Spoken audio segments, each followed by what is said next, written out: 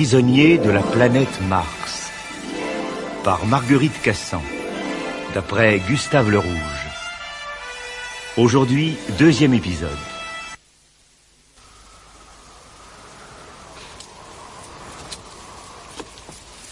Et vous êtes certain qu'il a donné cette adresse au cocher? Certain. D'ailleurs, j'avais lu le billet. Alors, je n'endors plus, mon cher Major. Chaque nuit, ou presque, je suis hanté par Robert Darvel. Et j'ai l'impression qu'il veut me parler. Et je n'arrive pas à saisir les mots. Et la police n'a rien trouvé? Mais pas plus que moi. Quand je suis passé quelques jours après sa disparition, on m'a dit que la maison était inhabitée depuis des années. Ah, attention, Ronce, Périgodi. Vous allez déchirer vos vêtements. Impossible qu'un homme censé l'ait reçu dans ces lieux. Tout est dans un état. Dommage de voir s'effondrer un hôtel de ce style. Ah, de ce côté, la police m'a renseigné. Un procès qui n'en finit pas entre des héritiers divers. Des Anglais, des Hindous, des Français. Bref, une histoire. Excellent pour un spéculateur. Un de ces jours, on va voir arriver des grues à vapeur, des camions, un régiment de maçons du pays de Galles. Donnez-moi la main. Merci. Et nous aurons bientôt ici un de ces horribles immeubles à 12 ou 15 étages qui déshonorent Londres. Enfin. Ah, ne bougez pas, Pitcher. Vous allez marcher dessus. Hein? Quoi, qu'est-ce que c'est? Là, dans l'herbe. Hein? Ah non, pas fois rien, non, ça ne vaut pas grand-chose. Une couronne et demie s'il fallait la vendre. 3 couronnes au plus s'il fallait l'acheter. Et regardez. Une petite opale. Mais qu'est-ce qu'il y a? Mais qu'est-ce que vous avez? Darvel. Darvel est bienvenu ici. C'est son épingle de cravate. Parfaitement. Tous mes bijoux. Je suis très touché, Albert, mais il n'est pas question de les vendre. Pour le moment, du moins. Non, tu me rends service en les portant, je t'en prie. Va chez le jeune Princock. Cette idée d'offrir un dîner 3 semaines après la mort de son père me semble d'un goût douteux. Même pour continuer une tradition de gastronome. Mais de nos jours... C'est que pour vous, la mort est une fin, John. Écoutez, ma cousine, j'ai déjà du mal à croire à la vie éternelle. N'essayez pas de me persuader que nous avons plusieurs existences. Oh ben... Si vous voulez penser que le vieux Lord Princock est en train de se réincarner en éléphant ou en bergeronnette, c'est votre droit. Mais vous confondez tout. La réincarnation n'est pas la métempsychose. Peut-être. Mais pour l'instant, je dois surtout assurer des dividendes aux porteurs de titres. Bon. C'est pourquoi je tiens à ce que vous alliez chez le jeune Lord Princock. Le monde se fie aux apparences. Tant que la cousine et la fille de Terramon se montreront sous leurs meilleurs jours en réception, c'est qu'on pourra faire confiance aux banquiers. Ton père a raison, Albert. Les gens sont ainsi faits. L'argent, toujours l'argent. Il y a pourtant d'autres critères de valeur. Je saisis l'allusion. Mais dans notre situation, Robert Darvel ne serait pas, je crois, d'un grand secours. Et, de toute manière, si ce jeune homme tenait tellement à toi, il aurait pu se manifester. Oh, là, mon cher, vous êtes injuste. Rigaud de lui-même s'est penché sur ce mystère. Robert Darvel a disparu. C'est trop commode. Oh, père, vous en êtes en partie responsable, et moi j'aurais dû... Oh, je préfère m'en aller.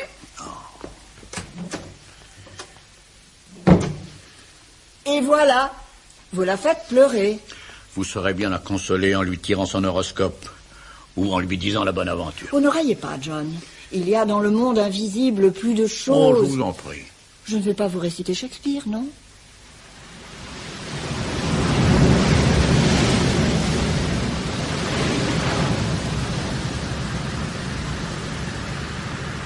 Oh, la planète Mars. Parfaitement. Quelque chose me dit que votre destin est lié à celui de l'astre rouge. Entrons dans votre cabine, voulez-vous? Le temps fraîchit.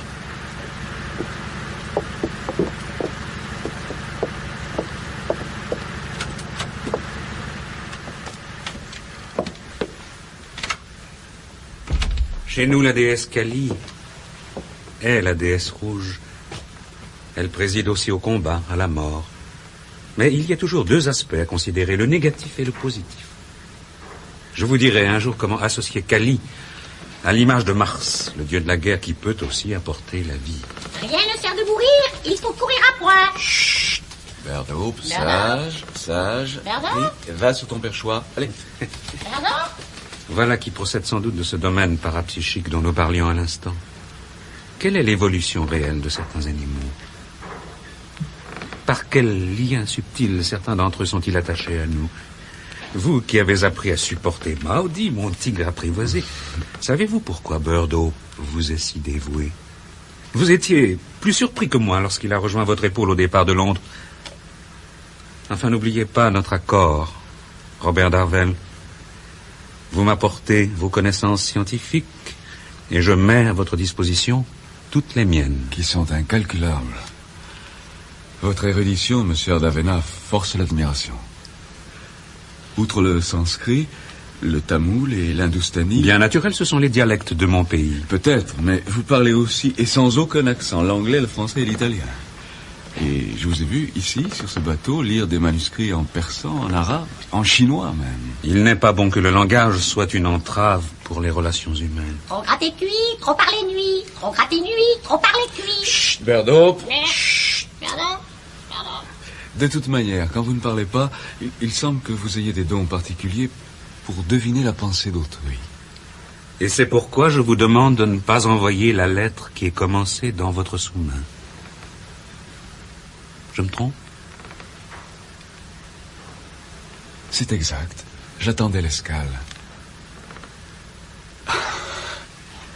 Vous me surprendrez toujours, monsieur Ardavena. Mais en quoi cette lettre peut-elle vous contrarier? Non, ce n'est pas le mot juste. Réfléchissez à ce qu'elle contient. Mais rien qui puisse vous blesser, je peux vous la lire. Mon cher Raph, pardonnez-moi de ne pas vous avoir plus tôt fait part de ma chance. Figurez-vous qu'au 15 rue d'Yarmouth, j'ai rencontré l'homme le plus extraordinaire qui soit. Le Brahme Ardavena, supérieur du couvent de chez Lembrun. Me voici devenu son plus proche collaborateur. Il m'a pour ainsi dire enlevé de mon propre gré le soir même de notre rencontre. Mais ce n'est pas le côté financier de l'affaire qui m'enthousiasme. Mon nouveau maître est une encyclopédie vivante. Oh, beaucoup trop élogieux. Mais il est très important pour ce que nous devons faire que personne ne sache ce que vous êtes devenu. Surtout qu'on ne s'occupe pas de vous. Mais Raph Pitcher est mon ami. Il peut croire que je suis mort. Toute entreprise connue est manquée admis. C'est une règle que vous devriez connaître. Je ne peux pas supporter qu'on m'accuse d'indifférence ou d'ingratitude. Je connais vos scrupules. Rassurez-vous. Je vous donnerai bientôt les moyens de correspondre avec ce monsieur Pitcher. Soyez sûr d'ailleurs qu'il n'est pas trop à plaindre en ce moment. Oui. Entre, Mandago, je suis là. Ah, as-tu ce que j'ai demandé? C'est bien. Oui, c'est bien, Mandago, laisse-nous. Ce paquet est pour vous, monsieur Darvel. Voulez-vous l'ouvrir? Oh. Des maîtres et des maîtres de soie? 30, exactement, dont vous allez vous entourer. Cela s'appelle le chomi. Je vais vous montrer.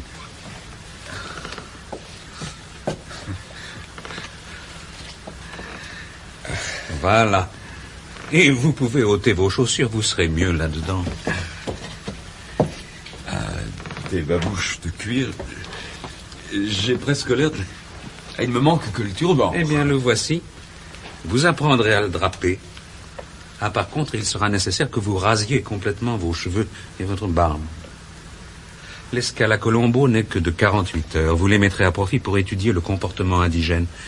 Et ensuite, nous repartirons pour le Carnatic, où se trouve le couvent de chez Lembrun. La distance qui sépare Colombo du Carnatic vous suffira pour vous habituer à cette nouvelle tenue. Mais c'est très confortable et je m'y fais déjà. Avec la forme de votre visage et la patine du soleil, vous aurez bientôt l'air d'être des nôtres. Je suis sûr qu'en arrivant à Carical, vos compatriotes français vous prendront déjà pour un hindou.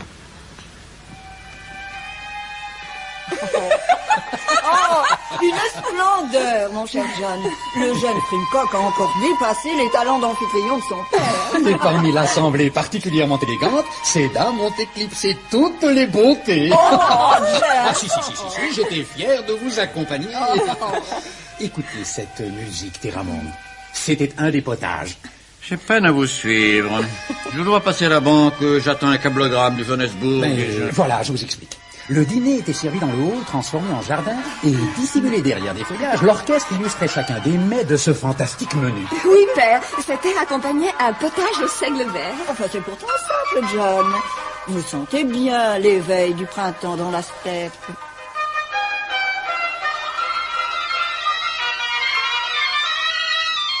Je me serais plutôt cru en Écosse. Ah, parce que nous écoutons la langouste à présent. Oui, Marraine veut dire que le homard et la langouste ont commencé par cet air pour finir soutenus par l'orgue imitant la tempête en mer. C'est une sélection qui figure sur ce disque. Complètement fou. Je n'ai pourtant guère envie de rire. Et le plum pudding? Très émouvant. Nous n'avons pas le plume sur ce disque, mais c'était un cantique de Noël. Oh, ravissant. Chanté par des enfants. On y retrouvait nos vieilles romances et des motifs du God Save the King. Ah, ce serait très évocateur pour nos compatriotes retenus aux colonies ou même pour des étrangers qui voudraient se souvenir de nous. Je vois. Bon, moi tout ce bruit m'aurait épuisé. Je préfère les plaisirs de la vue. Mais il n'était pas négligé. Chaque plat était présenté par un cortège symbolique. Des Romains en tunique pour le turbo, cher à Domitien, des châtelaines gothiques pour le tourne-dos de chevreuil. Oh, même les sucreries et les gâteaux ont donné prétexte à un défilé de petites parisiennes. Ah, Ferrygood n'en a pas perdu une miette. Parble des parisiennes, ça je crois que j'aurais apprécié. Mais je vous laisse. J'ai d'autres préoccupations, hélas, que celles de Lord Frimcock. Ah, voilà le porto, je suppose. Comment, John? Vous ne reconnaissez pas le café et les liqueurs? Les serveurs nous les ont apportés dans une mise en scène orientale, des plus féeriques.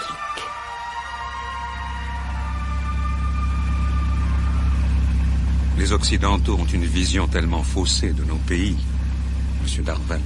J'ai demandé qu'on nous arrête en haut du tournant. Merci, Mandago. Vous ne connaissez pas les Indes, vous allez être séduits. Je pourrais vous citer les arbres de nos forêts, mais les parfums vous parleront mieux que moi. D'ici, vous apercevez mon domaine en entier. Vous avez Chelembrin à vos pieds. Mais c'est immense. Presque une ville fortifiée. Oui, si l'on veut. Tu peux repartir, Mandago. On nous a vus, le signal est dressé. Toutefois, Monsieur Darvel, je vous recommande la prudence. Nous avons dans le fossé de jeunes crocodiles assez turbulents. Rien ne sert de manger, il faut nourrir à point. Oui, bien justement, votre ménage, je vous conseille pour le garder en vie de lui mettre un fil à la patte. Et qu'il ne s'éloigne pas trop de votre épaule. Chez les animaux aussi, il y a des degrés d'évolution différents. Vous allez prendre doucement un nouveau rythme de vie. Stop!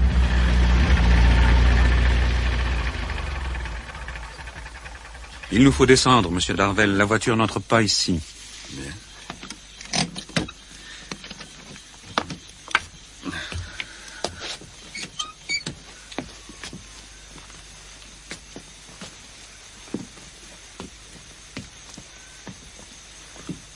À droite et à gauche, ces éléphants de pierre portent des divinités. Celle-ci, la Vierge de Vanagi. Et là, Krishna enfante. Vous allez voir les piliers de la cour.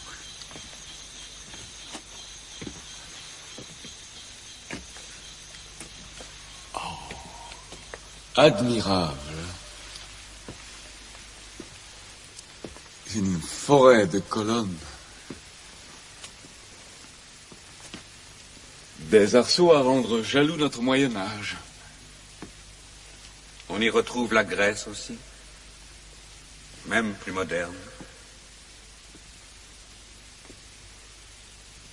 Nos entassements d'escaliers et de balcons auraient pu inspirer Piranèse. Oh, Piranèse est plus angoissant, cette atmosphère de prison qui se dégage de ce dessin. Non, ici, c'est autre chose. Vous n'avez pas encore tout vu, Monsieur Darvel. Nous allons aborder les rives de l'étang sacré où les brahmanes font leurs ablutions et lave les statues des dieux.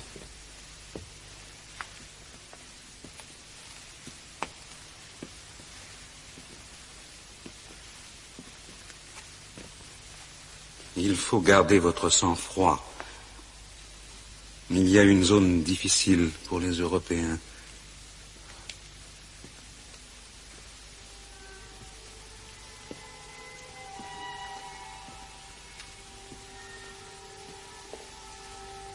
La voilà. Oh! Et quelle horreur! Où sommes-nous? Ces hommes se sont volontairement soumis à des supplices. Ces épreuves ont pour but de se rendre agréables à la divinité. Volontairement, dites-vous? Quelle folie! Ne jugez pas. Pour être fidèle au vœu de silence, ce fakir s'est cousu les lèvres. Alors, il ne peut plus manger? À peine. Il a juste laissé un trou pour passer une paille. Il aspire de l'eau de riz, c'est tout. Mais cet autre s'est cloué les oreilles contre un arbre il y a des années. Le tronc a grossi et distendu les cartilages. On dirait des ailes de chauve-souris. Mon Dieu, celui-ci rampe comme une bête. Il a les mains transpercées. Par ses propres ongles, pour avoir ligoté ses mains fermées. J'ai l'impression de vivre un cauchemar. Et ce cadavre sur sa colonne, comment ne tombe-t-il pas? Mais il est en vie, Monsieur Darvel. Les oiseaux ont beau nicher dans sa barbe et ses cheveux comme dans les buissons, il vit toujours. Le souffle qui anime l'homme a d'étranges sursauts. Vous voyez un peu plus loin des fakirs en train d'agoniser sous des piles de pavés, où courent les Tarentes, et d'autres dans la fange du lac, où des insectes les dévorent. Chacun d'entre eux cherche à vaincre un élément type. Vous avez ceux qui se tordent sur les charbons ardents et ceux qui se roulent sur des pointes acérées. Avant mon départ pour Londres, 3 jeunes gens se sont fait suspendre à cette roue de bambou. Elle tourne 40 fois par jour. Eh bien, je constate qu'ils ne sont pas morts. Mais c'est monstrueux. C'est l'enfer. Vous êtes trop sensible. Où allez-vous? Pardonnez-moi. Pardonnez-moi. Mais j'avais la nausée. C'est dommage, je voulais vous montrer le caravaté, une sorte de guillotine qui permet au patient de se couper la tête lui-même. Comment pouvez-vous tolérer? Si je m'y opposais, je perdrais toute autorité sur ces fanatiques. Allons, remettez-vous, Monsieur Darvel, et admirez cette partie du jardin. C'est ici que j'habite.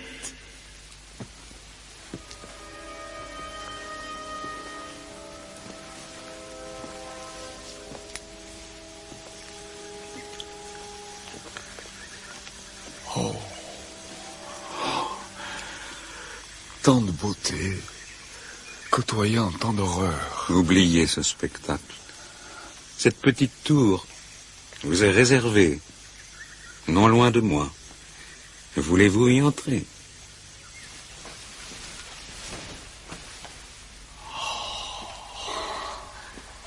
Et c'est somptueux. Un logement de Raja. Et vous qui m'avez montré votre cellule à Londres? À Londres, comme ici, je n'impose pas à mes hôtes mon rythme de vie.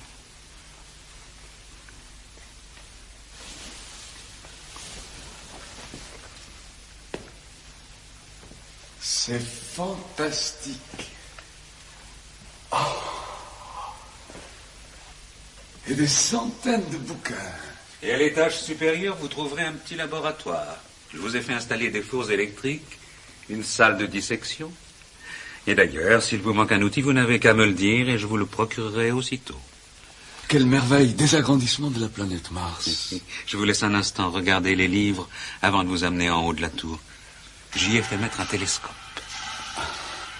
Mais pardonnez-moi, certains devoirs m'appellent. Le boy va vous porter vos bagages et vous ramener votre oiseau favori. J'espère que vous vous plairez à Chelembrin. Vous pourrez y diriger les études qui vous conviendront. Je vous laisse juge de vos travaux. Je vous rappelle seulement que vous n'êtes limité ni par le temps, ni par l'argent. Il n'y a pas beaucoup de savants dans votre cas. À bientôt, Monsieur Darvel. Entendu, Captain. 2 paires de saucisses et 2 piches chez Jennifer, vous les portez tout de suite. Alors, Mr. Pitcher, vous ne voulez toujours pas prendre les affaires de votre ami? Toujours pas, Mrs. Hobson. J'ai l'impression qu'en conservant sa chambre, il va revenir. C'est un point de vue. Ah, vous avez fait tomber de la cendre dans votre bourbon. Oh, c'est rien.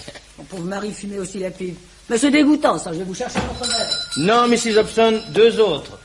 Voici le Major Therigood. Ah, Ralph Pitcher. J'ai du nouveau. Je suis passé au domaine où mon frère avait annoncé ma visite. La recommandation d'un ministre, ça délie parfois les langues. On m'a confirmé le nom de votre signataire. Ardavena. Ardavena, le nom de l'héritier hindou. Il paraît que c'est un brahman de haut rang. Un type qui aurait l'air d'un squelette ambulant. On m'en a fait une description hallucinante. Une tête de mort au seul bruit des yeux magnétiques. Le fonctionnaire qui m'en parlait en avait encore la chair de poule. Une victime impressionnée par l'exotisme. Possible. J'ai pris néanmoins les moyens d'écrire au gouverneur de la province en question. Il doit avoir son opinion. Nous saurons bien qui est cet Ardavena. Et si depuis peu il a dans son entourage un jeune Européen. Admettez qu'il ait hypnotisé Robert Darvel.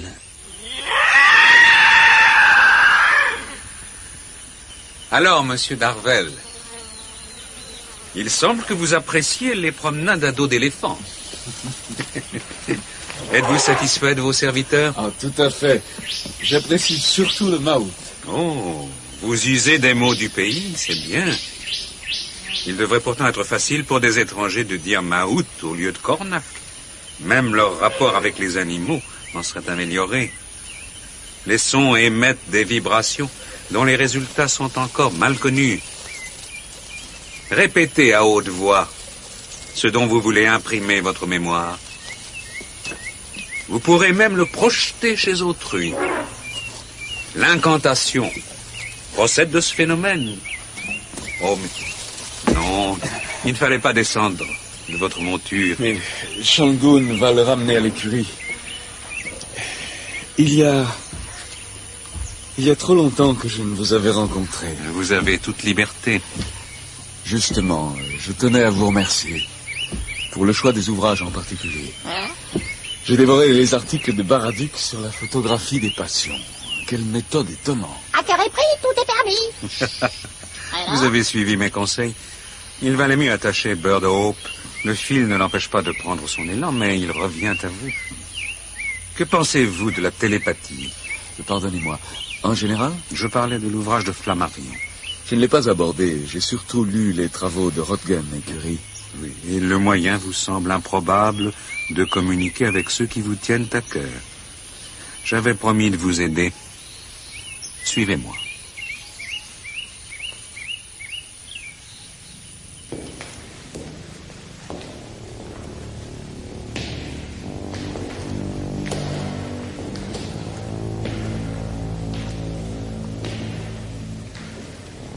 Assez impressionnant, cette bas-relief. Taillé à la pierre. Une façon comme une autre de révéler à la fois les dieux et le règne minéral.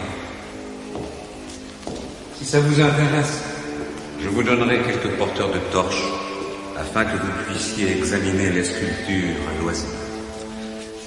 Il est difficile d'imaginer que nous soyons si rapidement descendus au flanc d'un massif rocheux. C'est qu'on vante toujours l'imagination de l'homme et pas celle de la nature. La nôtre consiste surtout à utiliser celle-ci, à s'en rendre maître. C'est le cas ici. La manière dont on a sculpté ces colonnes, on dirait presque une chapelle gothique. Oui, mais à la place de l'autel, c'est un miroir. Voyez-vous? Et les brahmanes maintiennent les flambeaux allumés. Et dès que j'arrive, ils doivent répandre des parfums sur les charbons de ce foyer. Tiens, vos servants ont disparu? C'est que je vais mettre en jeu des forces redoutables. Plus difficiles à manier que l'électricité et la vapeur. Vous tenez absolument à rassurer votre ami Ralph Pitcher. J'y tiens beaucoup. Je vais vous donner satisfaction. Non seulement vous pourrez le rassurer, mais vous allez le voir.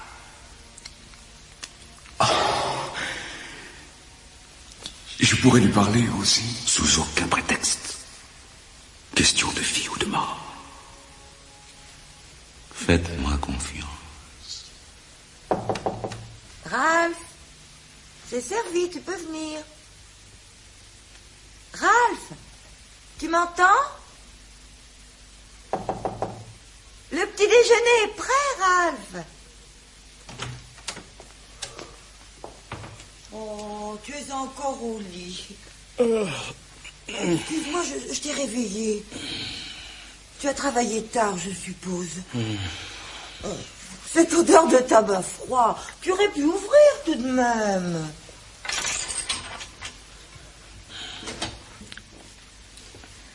Ah, ça sent si bon dehors. Nous avons un temps magnifique après la pluie de cette nuit. C'est excellent pour les rosiers. Toby, calme. Tu as eu ta pitance ce matin. Il est tellement content de nous voir en week-end, celui-là, qu'on ne peut plus le tenir. Allez, Toby. Ah, le wou, va, mon chien. Oh, mais il me mordrait, monsieur. Et toi, mon fils, tu veux déjeuner dans ta chambre? Oh, vraiment, mère, tu me traites comme un bébé. Ou comme un malade. C'est que tu ne vois pas ta tête. Je parie que tu n'as pas fermé l'œil de la nuit. Tu as encore eu des cauchemars? Cette fois, j'ai rêvé de lui de façon si précise que je jurerais presque qu'il m'a rendu visite. Ne dis pas de sottises. Il aime notre maison de campagne, mais tout de même. Faut pas plaisanter avec ces choses-là. Je vais te chercher ton plateau.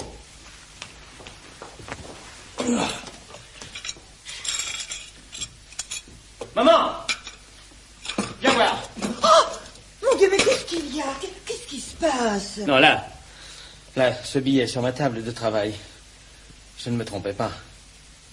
Il est venu. Mais qui? Quoi? Quel billet? Mais qu'est-ce que tu dis? Robert, ce petit mot écrit de sa main, je viens de le trouver là, maintenant. Il a dû venir cette nuit. Oh my God. J'ai les jambes coupées. Oui, c'est ça, mais assieds-toi. Tu vas entendre. Écoute ça. Ne vous inquiétez pas de ce que je suis devenu.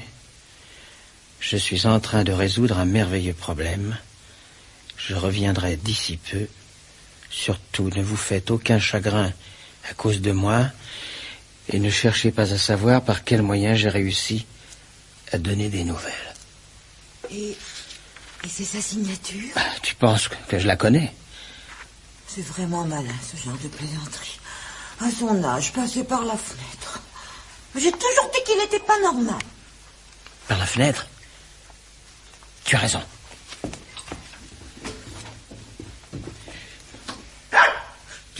Tu m'avais bien dit qu'il avait plu.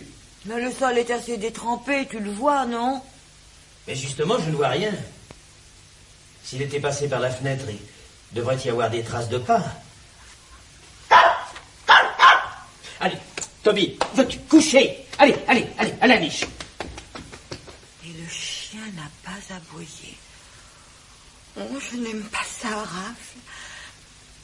Ne me dis pas que tu... Mais je ne dis rien. Il faudrait qu'il soit mort et ça n'est pas possible. Non, Robert Darvel est si malin qu'il a dû trouver quelque chose de pas banal. Une espèce de machine dans le genre du télégraphe sans fil. Il m'en donne les traînes. Et c'est tout.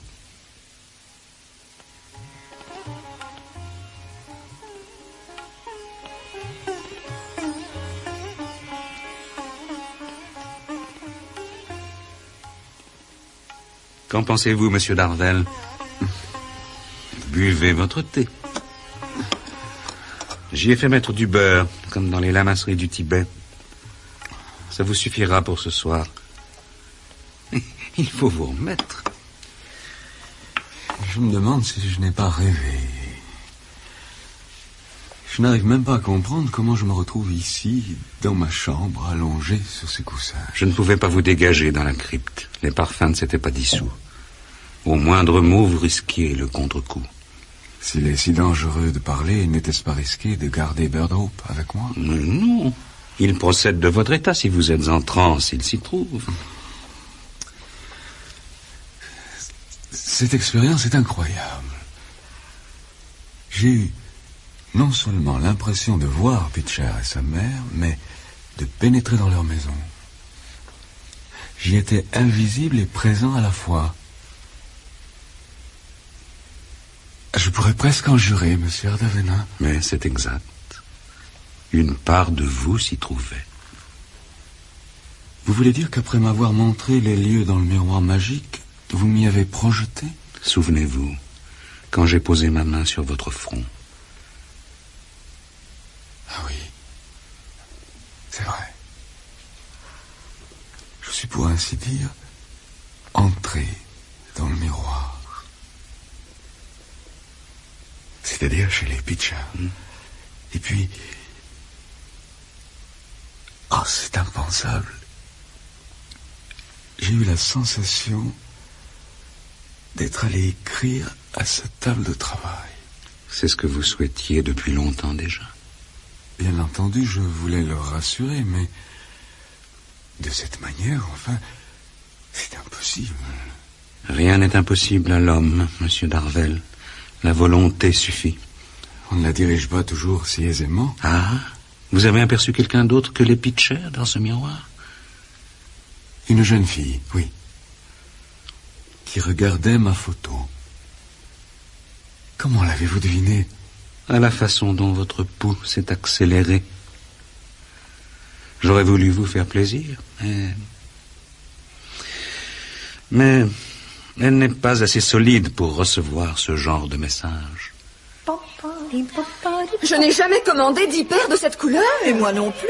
On nous prend pour des 1000 potes, 20 paires de gants. Non, reprenez-les, mademoiselle. Oh, pas question. Ça va nous rester sur les bras. On m'a dit de livrer, je livre.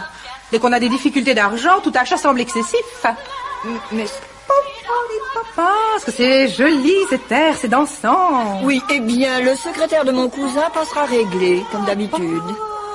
Oh, ça m'étonnerait. Monsieur Hector vient d'ouvrir un restaurant à côté.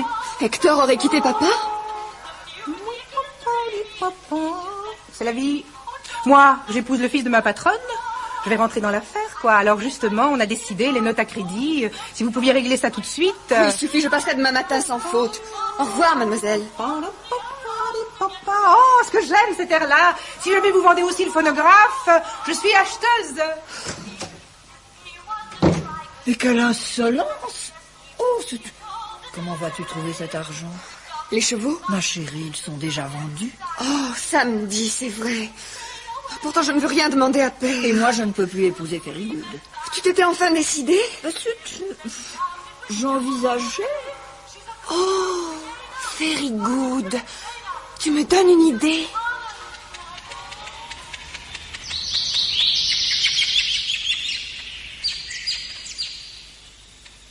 Et elles ont chargé ma voiture de toutes les bêtes empaillées que Terramond possédait. Vous les connaissez, Mr. Pitcher, c'est vous qui leur avez rendu l'apparence de la vie. Qu'allez-vous en tirer? Je crains que ça soit insuffisant pour sortir ces dames de leurs problèmes. Rassurez-vous, elles ne manqueront de rien tant que je serai en vie. Et pourtant, je subis moi-même le contre-coup de la ruine de Terramond. Mais c'est surtout lui qui m'inquiète. Il ne cesse de racheter les actions de sa mine. Au rabais, il est vrai. Et par ailleurs, il s'entête à faire poursuivre les travaux. Or, d'après les vieux ouvriers, le terrain aurifère est épuisé. Si seulement on pouvait retrouver Darvel, peut-être saurait-il où et comment creuser. Quand aura-t-on des nouvelles de votre gouverneur des Indes? Il faut déjà que le courrier lui parvienne. Avez-vous parlé à Miss Albert de cette possibilité? Il est parfois plus facile d'envisager la disparition d'un être cher que son ingratitude. Non, dans les circonstances actuelles, je n'ai rien dit. Et souffre-t-elle beaucoup de cette situation? Miss Zhuang s'étonne que la plupart de ses relations étant d'ennuis de santé. Oui, toutes les réceptions sont décommandées. Il y a donc épidémie de grippe à Londres? Vous êtes aussi naïf qu'elle, mon cher. Mais je crois que Miss Albert commence à prendre conscience des réalités. Vous apprendrez peu à peu, monsieur Darvel, toutes les facettes de la réalité. Les miracles des fakirs vous ont subjugué. Vous parviendrez à pénétrer ces mystères. N'oubliez pas que pour Balzac, et je cite volontairement cet auteur français, la volonté humaine est une substance créatrice. Impossible qu'il n'entre pas dans ses expériences une certaine part de charlatanisme. Tous ces faits sont connus. Vous les trouverez même contresignés dans des procès-verbaux par des magistrats et des officiers anglais. Et qu'est-ce que cela prouve? Même chez vos prestidigitateurs occidentaux, vous ne pouvez ignorer la force de leur volonté. Et où est la réalité si vous rendez évident, discernable, tactile, ce que vous tenez à prouver? Transformez-vous les faits ou la notion des faits? Je dois avouer que je ne parviens pas à me faire une opinion. Sur la lévitation, en particulier. Vous avez vu Farachim. C'est un de mes hommes les plus doués. Oh, fantastique. Cette canne, je veux bien qu'elle lui ait servi d'appui, mais après, il est resté suspendu, jambes croisées. J'ai beau me dire qu'il y a supercherie, je ne comprends pas. Je suis passé sous lui. Alors, sur quoi s'appuyait-il? Sur ses dons de persuasion ou sur ma crédulité? De toute manière, sur quelque chose d'impalpable que vous apprendrez à maîtriser. Et vous n'avez pas tout vu des prodiges de Farachim. Il peut tirer de sa bouche des charretées de pierre, ou réciter des passages entiers d'auteurs anciens et modernes qu'il ne peut évidemment connaître. À ses paroles, les meubles se déplacent et marchent dans la direction qu'il indique. À son commandement, les spectateurs sont incapables d'allonger la main et d'ôter leur chapeau. Il faut voir la tête des officiers anglais. Je m'en doute. Je me souviens de la manière dont vous m'avez immobilisé le jour de notre rencontre. Quelle humiliation. J'espère que vous avez dépassé ce genre de réaction. Elle serait indigne d'un homme comme vous. Vous approfondirez scientifiquement des méthodes par lesquelles se développent les capacités psychiques de l'être. Je tiens à ce que vous soyez à présent le témoin d'une expérience dont j'attends beaucoup. Ah, toutefois, je vous propose de laisser Burdope à son perchoir. Il parle trop bien pour ne pas attirer l'attention. Nous allons le confier à Mandago. Mandago, s'il te plaît. Il n'est pire four que celui qui n'a pas de cendre. Venez, monsieur Darvel. Nous allons gagner la cour du 7e palais. Quelques officiers de la garnison voisine nous attendent déjà. Ils ont sollicité la faveur d'assister à l'enterrement de Farachim.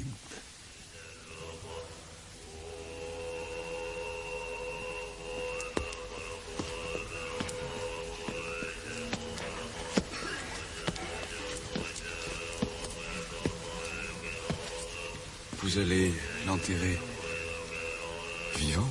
Parfaitement. Attention, le voilà. Il vient de passer 3 jours en méditation avec un autre fakir. Ne lui parlez pas. Il est hors d'état de vous reconnaître, tout entier centré sur l'effort qu'il doit accomplir. Venez. La fosse est déjà creusée.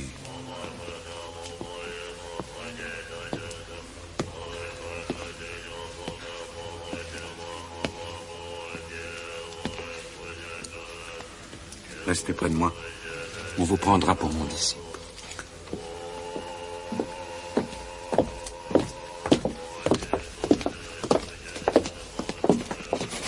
Je vous salue, messieurs. Lieutenant Mackimans, nous vous présentons les salutations du gouverneur, Sarah Damela. Le capitaine Wade a été retenu par des obligations de dernière minute. Merci, messieurs. Je vous demande la plus grande attention. Le célèbre yogi Farachim accomplira sous vos yeux la démonstration d'un phénomène particulièrement délicat. Ce que son assistant lui met dans les yeux et les oreilles, c'est de la cire. Il va maintenant lui retourner la langue en arrière de façon à obturer le gosier.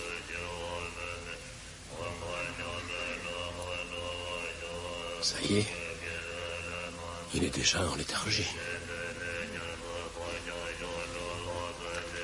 Maintenant, vous le voyez, on l'enferme dans un linceul. Vous pouvez y apposer vous-même les scellés.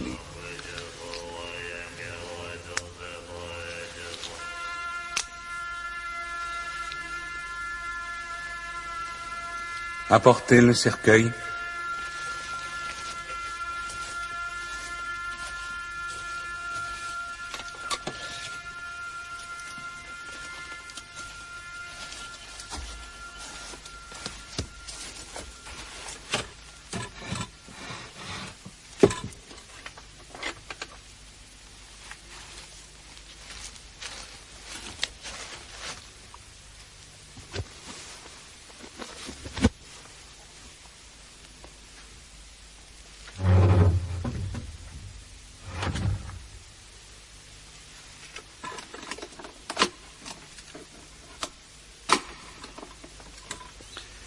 Le voilà cadenassé et scellé de nouveau. Qu'on le descende au fond de la fosse. Je vous fais remarquer qu'on l'a soigneusement maçonné.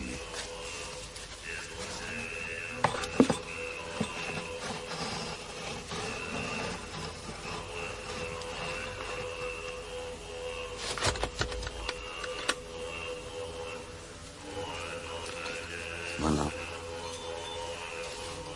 Et la terre va tout recouvrir.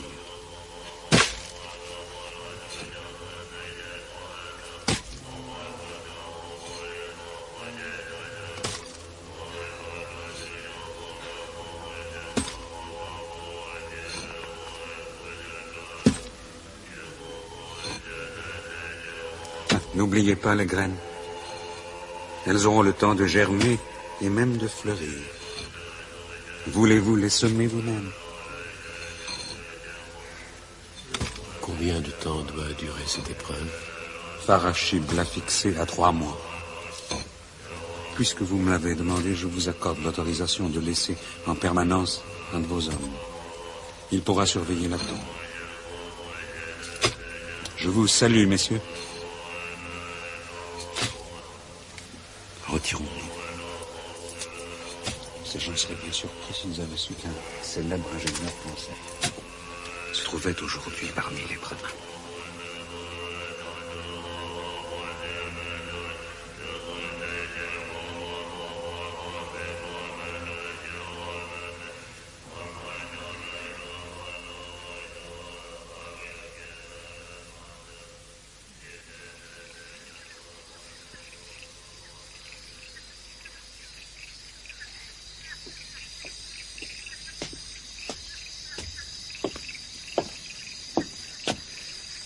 Asseyez-vous, McManus.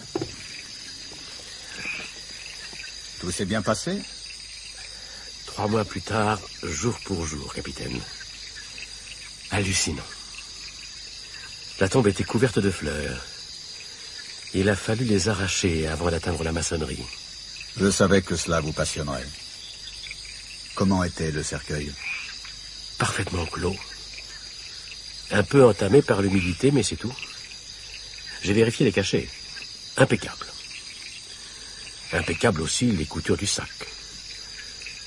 L'assistant a fini par ouvrir. Farachib, replié sur lui-même et affreusement maigre, était aussi froid qu'un cadavre. Vous avez écouté le cœur? Merci, Marchama. Il est plus de 6 heures. Whisky? Volontiers. Et le cœur ne battait même plus. Seule la tête conservait un peu de chaleur. Assez impressionnant, n'est-ce pas? À votre santé, McManus, et à celle de Farachib. J'aime bien ces yogis, moi. Oui, car je suppose qu'il a ressuscité, comme d'habitude. Vous connaissez la technique? Depuis que je suis gouverneur de cette région, j'ai vu pas mal de choses. Dans ces cas-là, c'est l'assistant qui fait reprendre à la langue sa position naturelle, puis qui enlève du nez et des oreilles les bouchons de cire. Quand il lui a versé l'eau chaude sur le corps, oh, très doucement, je dois avouer que j'étais presque ému. Il a tressailli, un peu de rouge est monté aux pommettes. Ardavena m'a fait signe que je pouvais ausculter. Cette fois, le cœur battait. Après 2 heures de soins divers, massage, respiration artificielle, il a fini par se lever et marcher en souriant. Si je ne l'avais pas vu, je ne le croirais pas. C'est pourquoi je vous ai envoyé à ma place. Prenez donc un cédra confit. Merci. Vous m'avez bien dit qu'Ardavena assistait à la résurrection. Oui. Assisté d'un grand brahman aux yeux bleus. Un brahman aux yeux bleus? C'est peut-être notre homme? Il va falloir nous renseigner habilement, car le supérieur de Chelambrin est un maître du mystère. Figurez-vous que j'ai reçu de Londres une lettre où l'on me demande si Ardavena n'aurait pas accueilli un ingénieur français.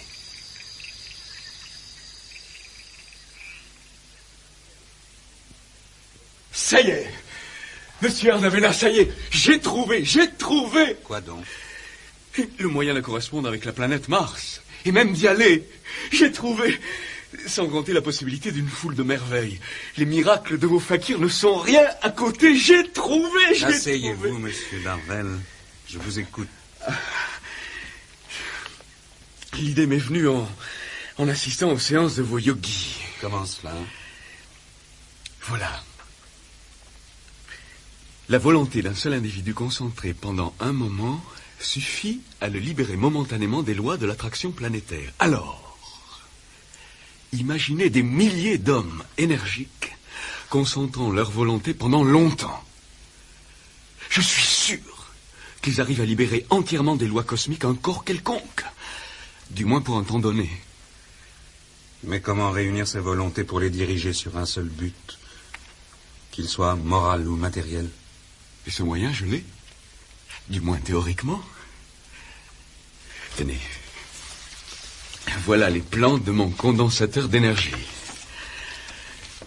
Avec cet appareil, on pourra prolonger la vie des mourants, ressusciter les morts, faire périr les rois sur leur trône, arrêter les armées en marche et les fleuves débordés. On pourra se transporter d'un bout à l'autre de l'univers avec la vitesse de la pensée. Expliquez-vous. La pensée humaine est infiniment plus rapide et plus active que le fluide électrique. Vous en convenez? Alors, son pouvoir exalté par une multitude de volontés coopérant vers un même but, de quoi ne serait-il pas capable? Évidemment, mais l'appareil... L'essentiel se compose d'une immense chambre noire dont je tapisse l'intérieur de gélatine phosphorée. Oui, j'ai établi la formule. Elle jouit de certaines des propriétés de la matière cérébrale. C'est cette gelée qui va se charger de toutes les volontés. Un peu le rôle que jouent les accumulateurs pour l'énergie électrique. D'où le nom de votre appareil. Voilà.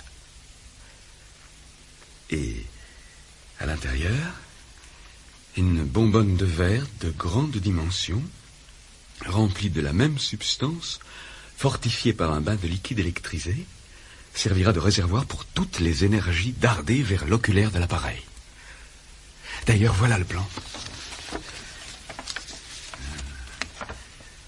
Oui, je vois. Mais pourquoi cette forme de chambre noire? Parce que, avec la gélatine phosphorée, j'ai essayé de me rapprocher de la substance cérébrale. Avec la forme ronde, j'ai imité la structure de l'œil. Je saisis le parallèle. L'œil est en effet chez l'homme le seul organe qui subisse la volonté, la reçoive et la transmette. Oui, j'ai compris. Mais toutes ces volitions accumulées dans le cerveau artificiel, comment pourrez-vous en faire usage? Regardez. À l'arrière de l'appareil se trouve un fauteuil. Les bras de ce fauteuil se terminent par 2 boules métalliques chargées comme 2 pommes d'arrosoir d'une infinité de petits trous. À ces petits trous aboutissent des filets électronerveux de mon invention qui plongent jusqu'au centre de la masse gélatineuse. Donc, quand le condensateur est chargé, il suffit de s'asseoir dans le fauteuil et de poser les mains sur les boules. Au bout de quelques secondes, l'expérimentateur bénéficie de toute l'énergie accumulée dans l'appareil. Sa volonté, ou sa créativité, se trouve momentanément augmentée de tous les vouloirs qui ont participé au chargement du condensateur. La puissance de son cerveau est ainsi prolongée presque à l'infini. Encore un mot, je vous prie.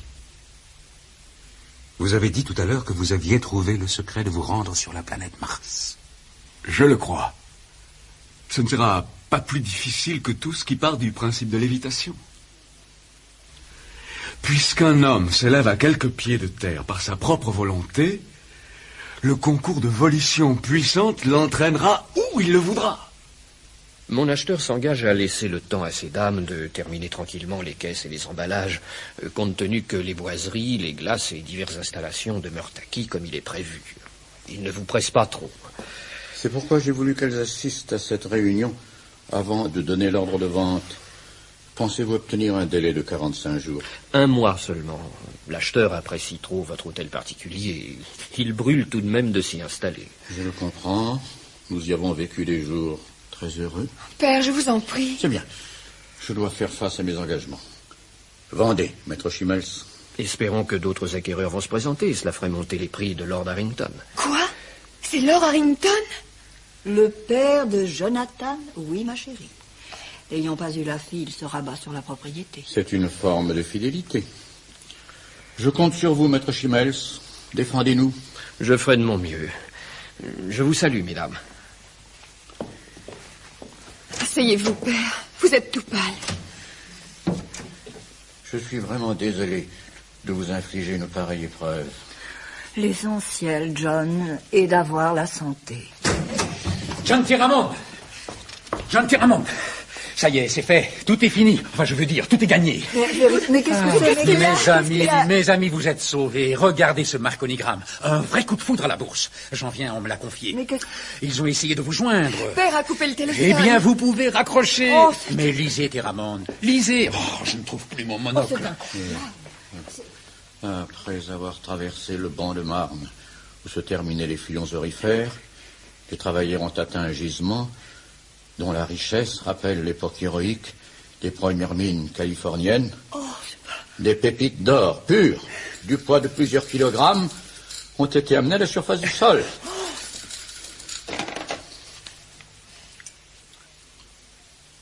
C'est pour vous, père. La banque. Oui. J'avais décroché 3 câblogrammes du Cap.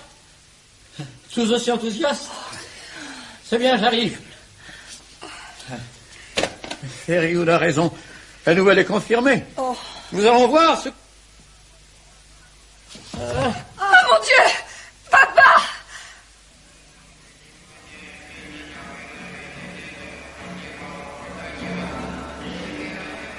La face cachée des événements n'apparaît qu'en temps opportun, monsieur Darvel. Vous avez bien fait de dissimuler votre appareil sous ces rideaux de cotonnade. Regardez Mandago, il est stupéfait par cette sphère en forme d'œil. Vous savez, Sahar d'Avena, ceux qui m'ont aidé à la construire n'avaient pas l'air très intrigués. D'ailleurs, ils n'ont jamais ouvert la bouche. Ils n'auraient pas pu, leur langue est coupée. Je les avais choisis exprès. Viens, Mandago. Viens par ici. Tu vas ramener Mardi. Pensez-vous que je doive, ce soir, me séparer de Bird Hope? Non, non, pourquoi? Lui ne vous a pas quitté pendant tous vos travaux.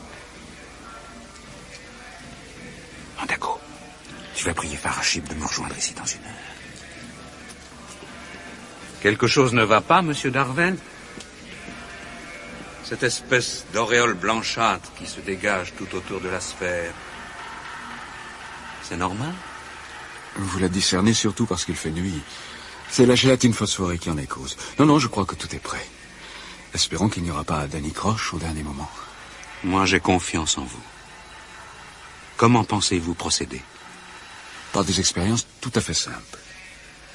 Nous augmenterons peu à peu la complexité et la durée pour voir quelle tension peut supporter l'appareil. Si nous commencions tout de suite? Je n'y vois aucun inconvénient. Placez-vous en face de l'objectif et concentrez toute votre volonté.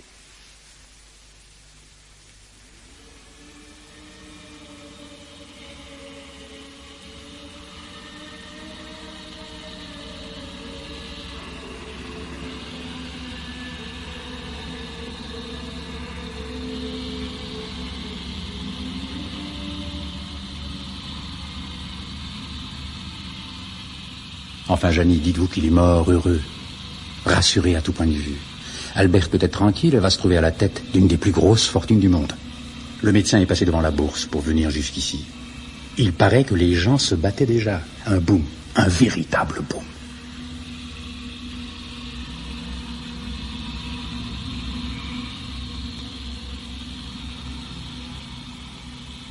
Bien sûr, ramener les morts à la vie, ce pourrait être intéressant. Encore qu'avant de divulguer cette possibilité, il faudrait s'enquérir de la qualité intellectuelle des patients et ne pas tomber dans la sensiblerie. Êtes-vous satisfait, Monsieur Darvel? Tout à fait. À force de recevoir votre impérieuse volonté, la sphère s'est illuminée de petites flammes passagères, de vagues éclairs bleuâtres. D'ailleurs, regardez. Sa lueur est devenue plus vive, hein? Oui, en effet. Bien que nous soyons en lune descendante, il fait presque jour dans la cour. La sphère semble chargée. Combien de temps a duré ma méditation? Presque 1 heure. Je vous ai arrêté volontairement. Il ne faut ni vous fatiguer, ni forcer du premier coup l'appareil. Transmettrai-je mon vouloir aussi bien que je l'ai condensé? Pourrions-nous tenter cette épreuve? Je reste devant la pupille de l'appareil. Asseyez-vous dans le fauteuil. Chut. Père Hope, reste tranquille. Sinon, je vais t'enfermer dans ta cage. Hein? Chut. Installez-vous, monsieur Ardavena. Efforcez-vous de me transmettre votre volonté. Je suis prêt.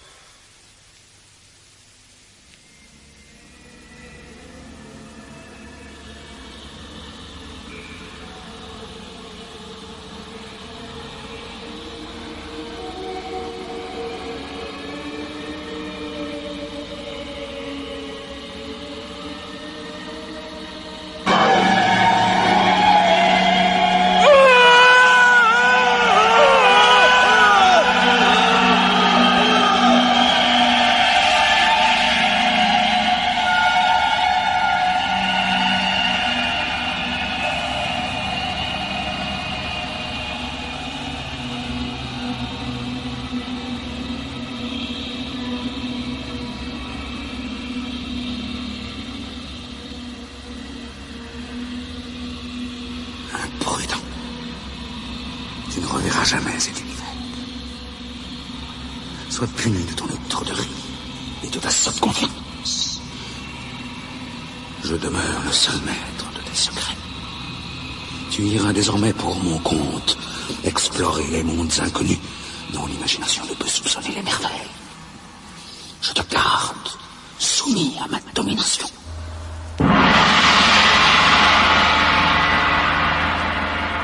Approche, Farachid. Ne reste pas derrière les colonnes. L'heure d'attente que je t'avais fixée s'est écoulée. Tu vois cet homme à terre? C'est le Français. Je te le confie. Son existence m'est précieuse. Je te demande de le mettre dans le même état où tu te trouves quand tu restes enterré vivant pendant plusieurs semaines. Et ne me rétorque pas que tu es entraîné par de longues années de jeûne et de méditation. Je veux que cet homme, pendant le plus long délai possible, n'ait besoin ni de respirer, ni de manger. Et qu'il ne ressente aucune douleur s'il vient à être blessé. Souviens-toi de mes recommandations. Je descends à l'atelier du feu.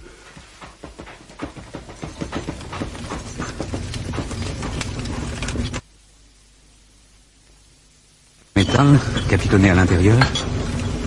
La seconde, en carton d'amiante. Et la troisième, il faut la rendre incombustible. Elle affrontera des chaleurs terribles. Et c'est pourquoi j'ai renoncé au métal. Il faut du bois inifugé. Et veille aussi à la subtilité des ouvertures. Hermétiques, elles doivent pourtant se déclencher au moindre choc. Bref, tu n'as qu'à travailler selon mes plans. Je te les laisse. Et dès que tu as terminé, tu me fais prévenir.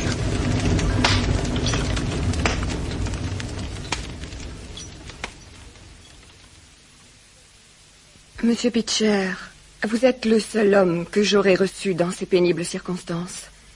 Et cela pour plusieurs raisons. Monsieur Darvel m'a souvent parlé de vous. Ferrygood m'a offert tous vos livres. Je sais quel savant modeste vous êtes. Et notre cher major m'a appris quelle fidélité vous pousse à retrouver un ami disparu. Le prochain courrier des Indes sera là dans moins d'une semaine. Je pense qu'il va nous apporter les traces d'une piste. Je l'espère. Croyez-moi, monsieur Pitcher, j'apprécie hautement votre attitude. Ce ne sont pas des paroles en l'air. Les angoisses de mon père avant ce triomphe qui lui coûte la vie m'ont beaucoup appris. Si j'accepte ma marraine et le bon Ferrygood qui ne jure que par elle, tout le monde nous a tourné le dos. J'ai vu la ruine à notre porte. J'ai essuyé l'insolence des créanciers jusqu'au mépris des domestiques. Maintenant, ils reviennent tous. C'est à qui se montrera le plus bassement flatteur. Les plus arrogants sont devenus les plus serviles. Ils se figurent avoir facilement raison d'une jeune fille sans expérience des affaires. Ils se trompent. Nul n'aura sa part de la curée. Je suis milliardaire, mais je ne ferai de mon or que ce qu'il me plaira. Si mon père vivait encore, il m'approuverait. Je n'ai jamais eu avec lui qu'une discussion. Quand je lui reprochais son ingratitude envers M. Darvel. Mais je sais déjà ce que je ferai, M. Pitcher. Je n'ai pas attendu votre visite pour prendre une résolution. Et que voulez-vous dire? Je veux retrouver M. Darvel et l'épouser. Vous l'aimez donc toujours? Je me suis promis de n'avoir pas d'autre mari que lui.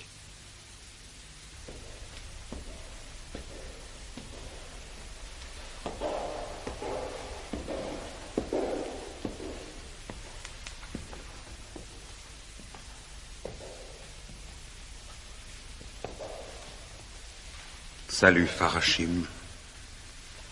Que nos dieux te protègent. Si tu m'as fait appeler, c'est que l'étranger est préparé.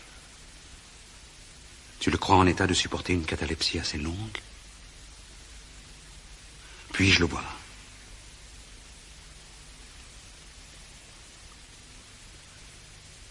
Comme il a maigri.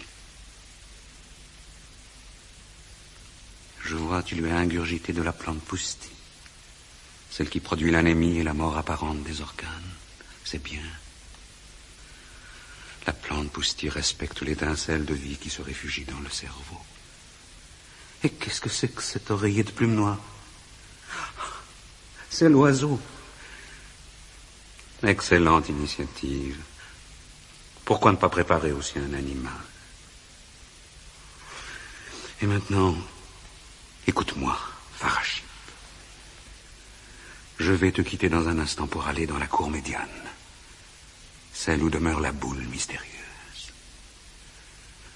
Au premier coup de gong, les brahmanes vont sortir de leurs cellules.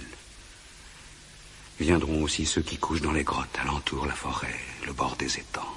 Ils sont prévenus. Tous ceux qui seront atteints par le son du gong et des tambourins. Va, Mandago. Va donner ce signal. J'ai affaire encore avec Farashim. J'ai besoin pour ma cérémonie d'une grande foule de yogis. Cette réunion va demander un certain temps. Tu vas l'utiliser à préparer l'ensevelissement de l'étranger. Tu le coudras dans ce linceul que j'ai tissé moi-même. Ensuite, tu l'enfermeras soigneusement dans 3 enveloppes successives que va t'apporter l'homme qui travaille dans nos forges souterraines. Je sais, tu n'aimes pas le russe. Mais nous devons utiliser les connaissances où qu'elles se trouvent. Simplement, je compte sur toi pour que tout se déroule selon nos méthodes. Pour moi, je vais préparer mes forces et me mettre en méditation près de la sphère. La dernière fois que je l'ai chargé de ma volonté, un ouragan s'est déchaîné. J'ai mis 48 heures à me remettre de cette expérience. Celle d'aujourd'hui est d'une telle ampleur qu'elle nécessite toutes mes forces.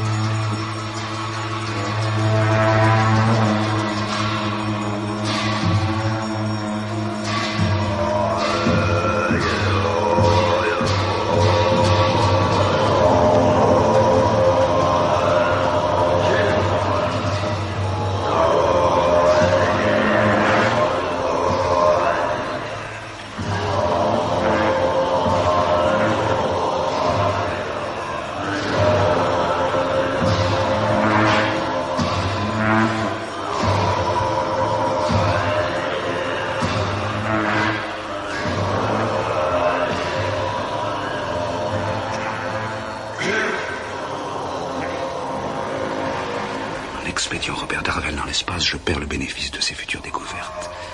Mais je le ferai revenir quand je voudrai. Je suis à présent capable de le faire. J'ai réuni les connaissances scientifiques et psychiques. Voilà riche de sciences surhumaines. Je ne veux partager le pouvoir avec personne.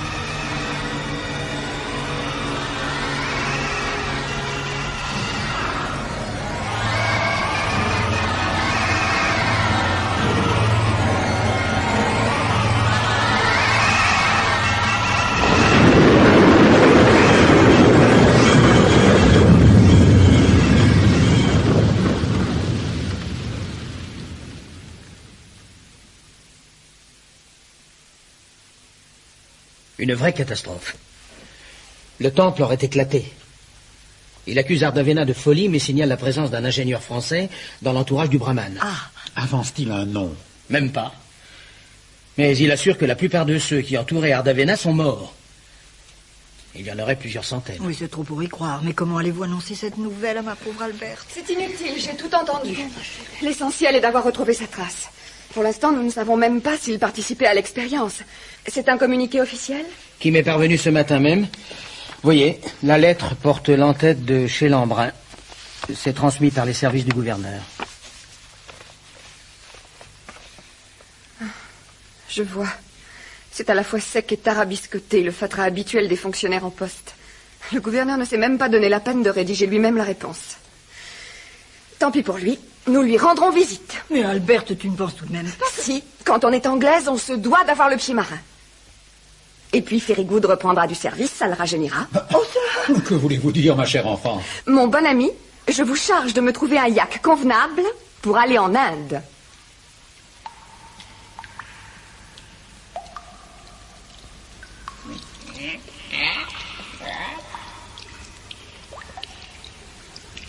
Il veut naviguer loin, mais nage sa voilure. Bernaud! Bernaud! Où sommes-nous? Ah, c'est la seule. Ah. Qu'est-ce que c'est? Rien ne sert de mourir, il faut partir à point, Bernaud. Ne tire pas sur ta laisse, Bernaud, tu vas me... Non, il faut quitter cet endroit. Allez, là. Encore heureux que la mer nous ait fait rouler dans cette voie. Allez, viens. Viens, Bernaud, allons dehors.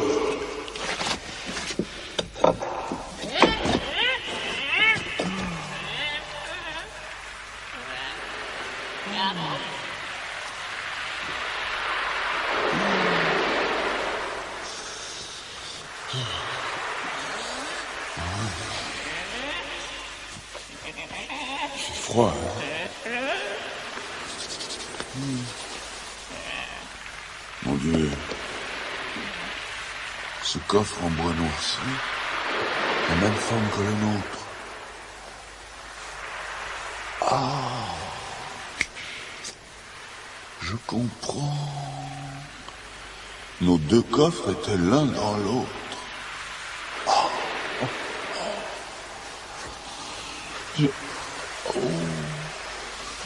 Ouais. Ah, je suis épuisé. Ah, mon pauvre Bernaud. Dans quel état nous sommes? On n'est pas beau. Ah bon? Oh.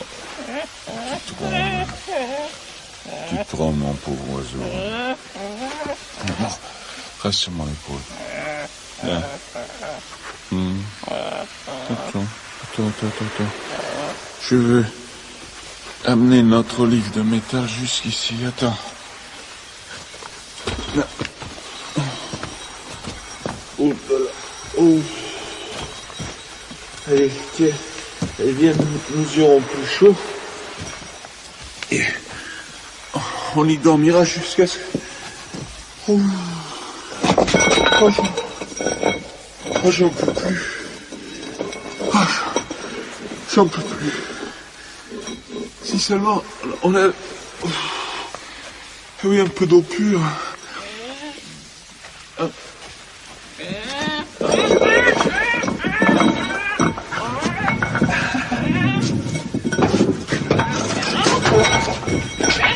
Mais tu as trouvé? Dans les rochers, oui, du lichen. Ah mais tu as raison, si c'est bon pour toi, moi aussi je peux. Quelle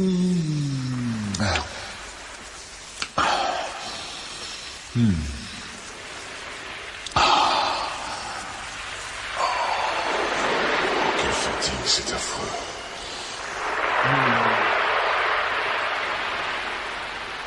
Où as-tu pu nous expédier?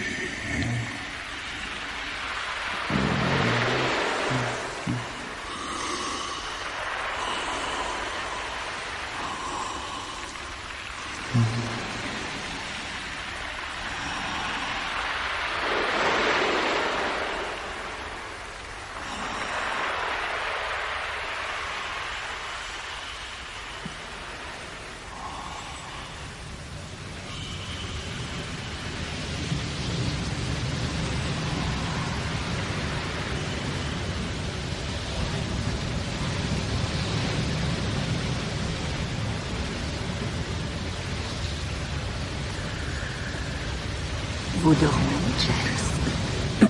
Vous étiez là, ma bonne amie?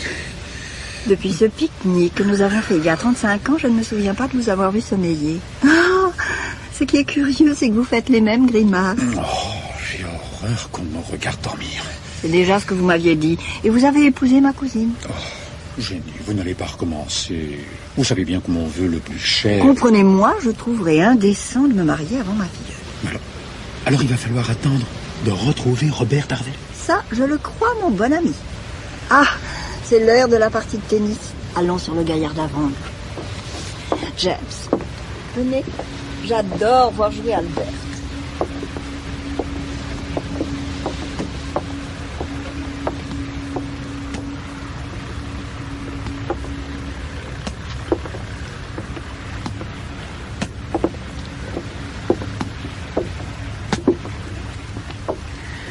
Ralph Pitcher se défend bien aussi. Rondouillard comme il l'est, c'est assez surprenant.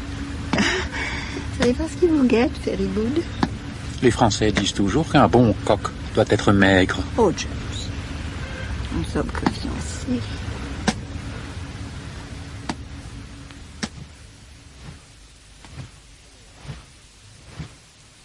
Ah, quelle chaleur aujourd'hui. Marchama, dirige mieux tes ventilateurs, je ne sens aucun air d'ici. Une citronnade, Mackmans. L'eau de la source est glacée et ces limes sont exquis. Volontiers. Merci. Vous dites que vous avez trouvé un laboratoire? En ordre de marche, à part quelques flacons curieusement brisés par l'explosion. C'est un laboratoire qui ferait envie à plus d'un savant. Aucun doute que Robert Darvel y ait eu accès. Je l'ai d'ailleurs fermé à clé. Miss Teraband pourra le visiter. Pour le reste, vous connaissez les fakirs, difficiles à saisir. Ils m'ont aussi montré une sorte de cave, mise à jour par on ne sait quoi. Soulèvement du sol, dynamite. Ce qui est certain, c'est qu'on y travaillait les métaux. Dans les décombres, j'ai même trouvé une croix moscovite. Vous n'allez pas me dire que... Si, j'ai l'impression que... Tenez, la voici. Qu'elle appartenait à ce Russe que le Foreign Office nous avait signalé. Par conséquent, nous ne nous trompions pas. Ardavena faisait bien des recherches de psychodynamique. Mais voilà. Jusqu'où est-il allé? Impossible de le savoir. Non seulement il est aveugle, mais il semble avoir perdu la raison. Et ses paumes de main portent d'horribles cicatrices. Vous avez retrouvé Farachib? Sauvé par miracle. Je l'ai ramené, capitaine. Il ne s'est pas fait prier pour accepter votre hospitalité. Surtout quand je lui ai dit que vous lui réserviez la tour du Raja. J'apprécie beaucoup Farachib. C'est un grand initié. Seulement, que pourra-t-il nous apprendre sur... Leur bateau arrive quand? Le Conqueror, lundi prochain. Vous les amènerez jusqu'ici. Je me demande ce que je vais leur dire.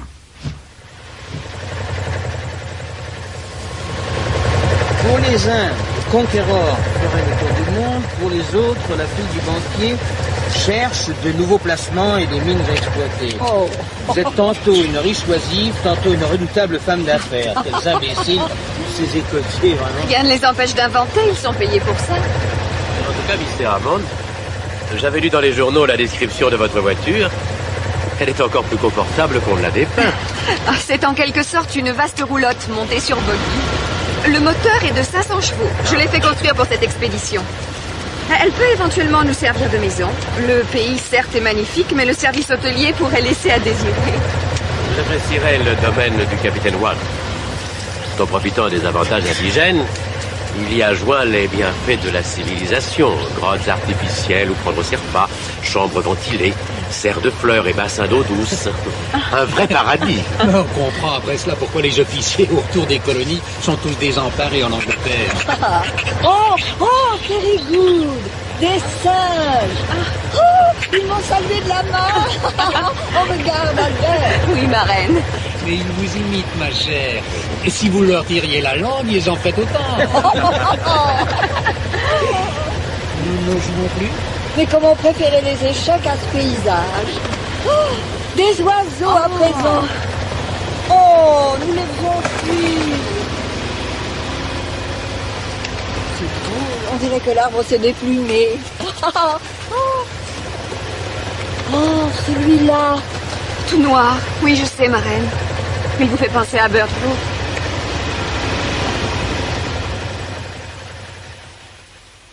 On va la bûche au feu qu'à la fin elle s'allume. Berdope, attention, tu vas te griller les ailes. Mais oui, je sais, mon pauvre oiseau, tu as aussi froid que moi. Je n'aurais jamais cru que des feux follets attrapés au-dessus d'une mare finiraient par nous sauver la vie. Ventre affamé n'a pas d'oseille. Toi aussi, tu en avais assez des mollusques. Bien. Berdope, tu mangeais surtout des noisettes, mais enfin une bonne outarde rôtie, ça va nous redonner des forces. Ce qui est curieux, c'est que je me sens d'une légèreté. Oh.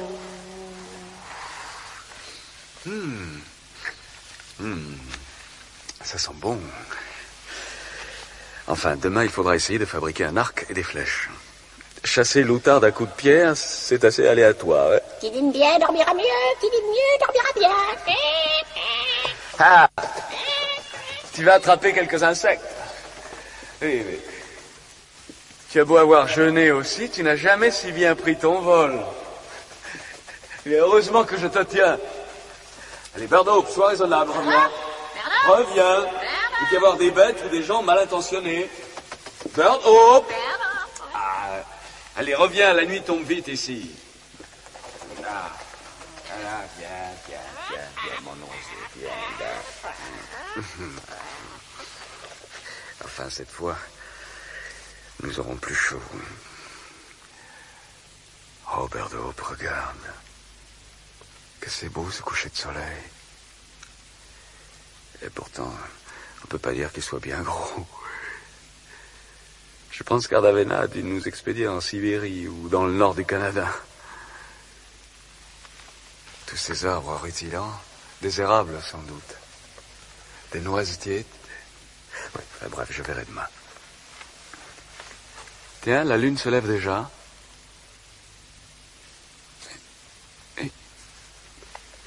Qu'est-ce que j'ai? Berdope, qu'est-ce que j'ai? La tête me tourne. Oh, mais... C'est impossible. Mais non. Je ne me trompe pas. Il y a 2 lunes dans le ciel. Berdo, on est sur la planète Mars.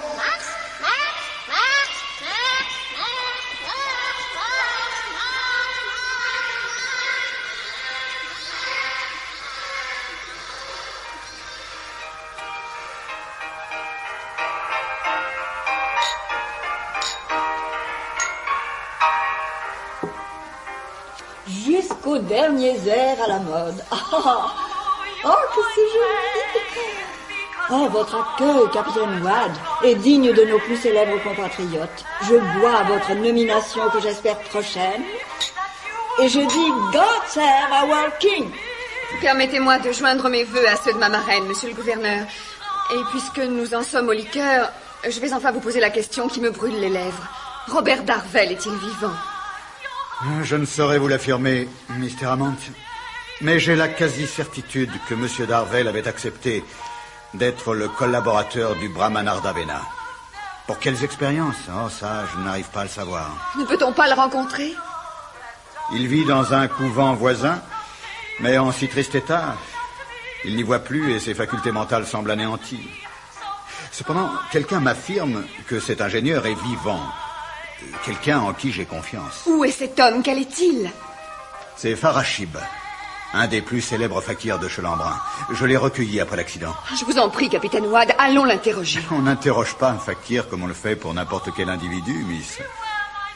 À vrai dire, on pourrait presque communiquer sans parole. Ah oui. Ces êtres-là ont horreur du bruit, des cris, des manifestations intempestives. Ça détruit les communications psychiques. C'est toujours ce que nous enseigne Lady Suspicia. N'est-ce pas, Ferrywood? Oui, Miss Zufang et moi-même appartenons à un groupe de théosophes. Alors, vous accepterez mes conditions sans peine. Je vais seulement emmener Mr. Hammond et Master Pitcher. Pendant ce temps, le lieutenant vous fera visiter le jardin. La lune est pleine ce soir.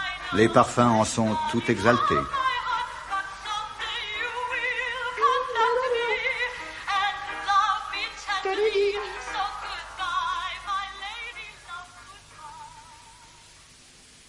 Oui, Burnhope. Il faut nous y faire. Nous avons 2 lunes à présent. Phobos et Deimos. Et le soleil n'apparaît pas si gros que sur la Terre. En revanche, nous bénéficions d'une position de géant, ou presque. Alors, 2 enjambées me font parcourir plusieurs mètres, et toi, tu peux te prendre pour un aigle. Tout est perdu, fort les sorts. Tout est perdu, fort les morts.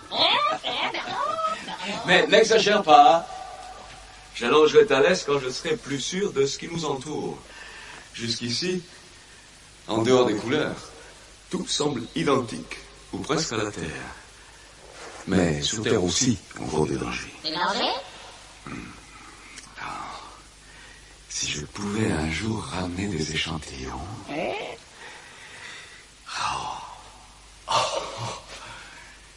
Regarde quelle végétation.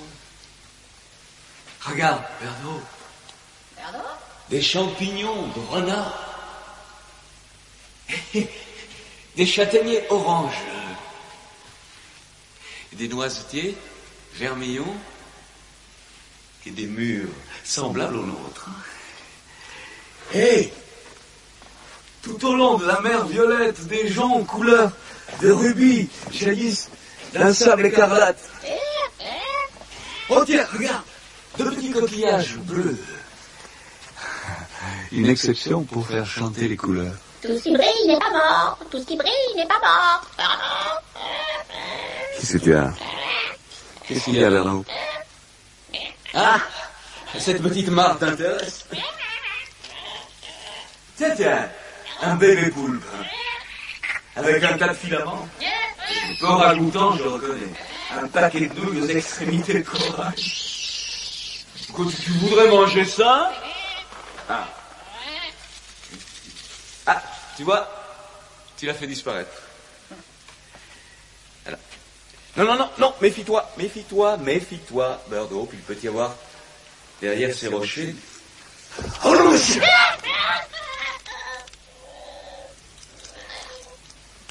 Oh! Et heureusement, c'est une carapace. Oh.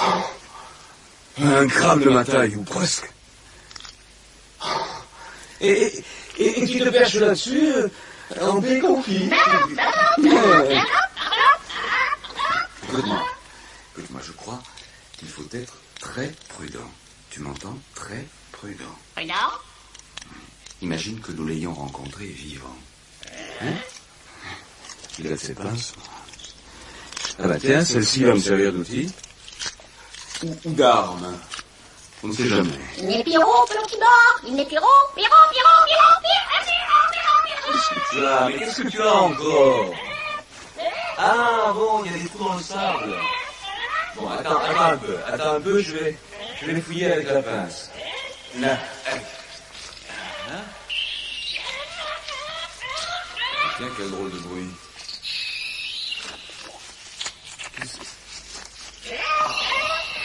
Encore des filaments. C'est plus gros, mais dans le genre des bébés poulpes. Qu'est-ce que c'est?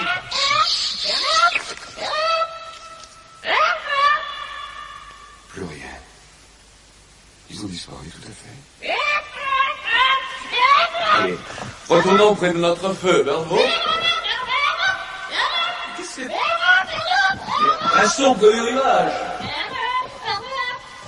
Mais qu'est-ce que... Le fil est agité, oui. Il est Pierrot, qui mort.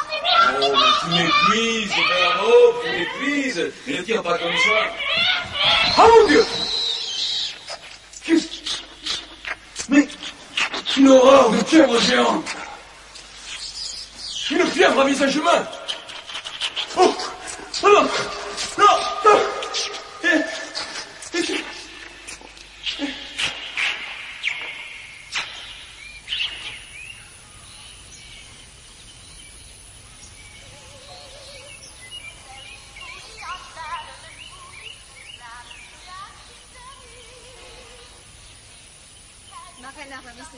Elle adore cette chanson.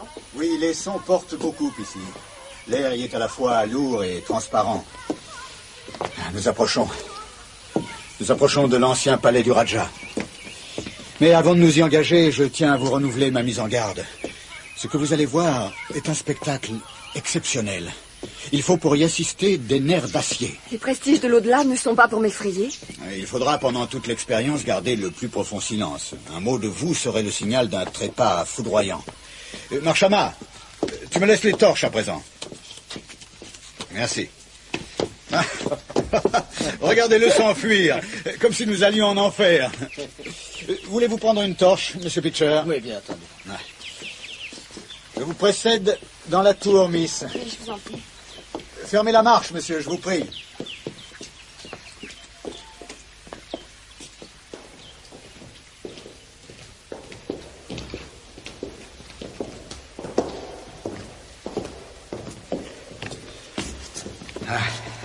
Il ne faut pas trop nous presser. L'escalier n'en finit pas. Nous allons passer devant des monstres ricanants et d'exquises déesses fleuries de lotus. Parlez-nous de ce Farashib, capitaine. Ce n'est pas un sorcier ordinaire. Ses théories cosmiques sont d'une profondeur et d'une audace étonnantes. Il affirme par exemple qu'aux premiers âges, c'est le yogi d'une planète voisine qui est venu apporter le blé à l'homme. Cette fameuse Atlantide, où les hommes étaient presque des dieux, il prétend connaître le secret de sa disparition.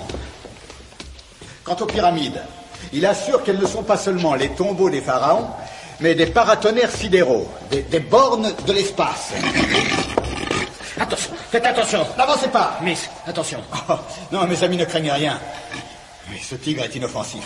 Tout doux, Maudit. Maudit. Ah, oui, j'aurais dû vous prévenir. Mais compliment pour votre sang-froid. Je crois qu'on peut en effet vous faire confiance. Soyez tranquille, je ne bougerai pas. Cet animal a l'air doux comme un agneau, pourtant il reste impressionnant. Regardez-le grimper devant nous. Oui. Je l'ai récupéré avec Farashib.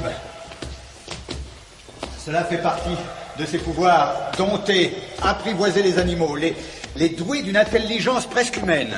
C'était le cas d'un petit ménâtre que M. Pitcher avait ramené des Indes, justement. Pauvre Bird Hope, qu'est-il devenu lui aussi? Voilà, nous voilà arrivés. Ne soyez pas surprise, Miss. Notre yogi est entièrement nu. Il n'a que les os et la peau, mais son regard ouvre sur l'infini.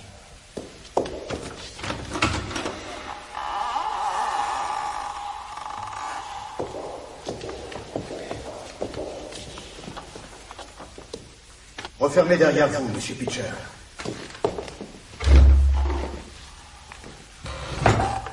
Vous allez vous accoutumer à la pénombre. Restez contre le mur. Asseyez-vous sur les coussins. Je vais consulter Farashib.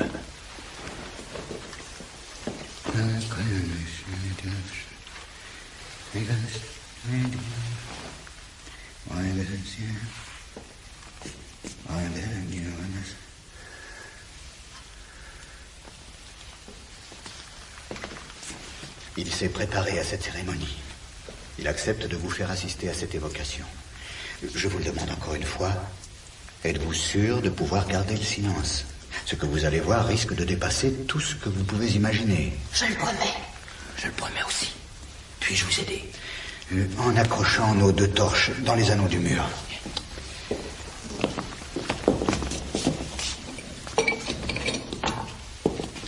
Mon travail d'assistant consiste à allumer les 7 cierges aux couleurs fondamentales. Et puis, j'irai jeter dans les brûle-parfums des plantes spéciales. Elles vont dégager des odeurs bizarres, mais après l'écœurement, une sorte d'ivresse va vous habiter.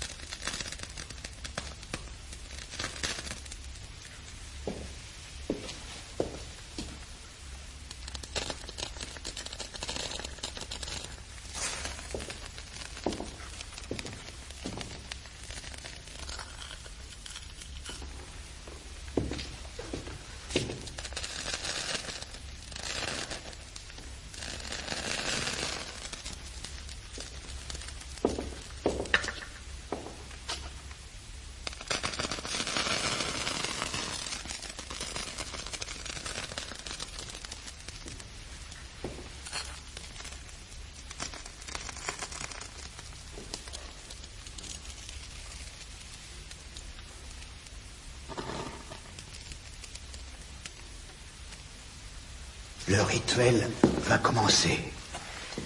Je vais tracer autour de Farashib les cercles protecteurs.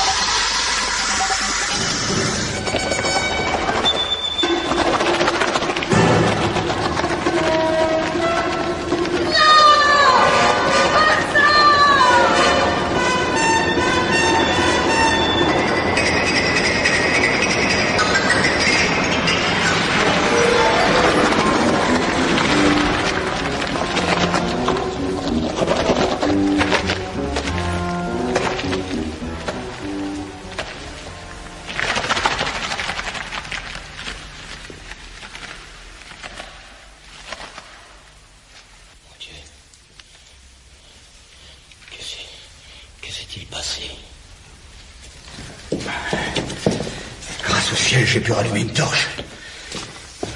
Miss Albert est évanouie.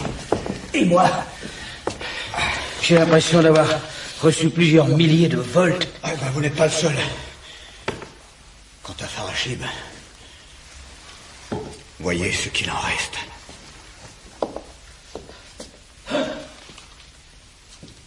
Un petit tas de cendres et d'os.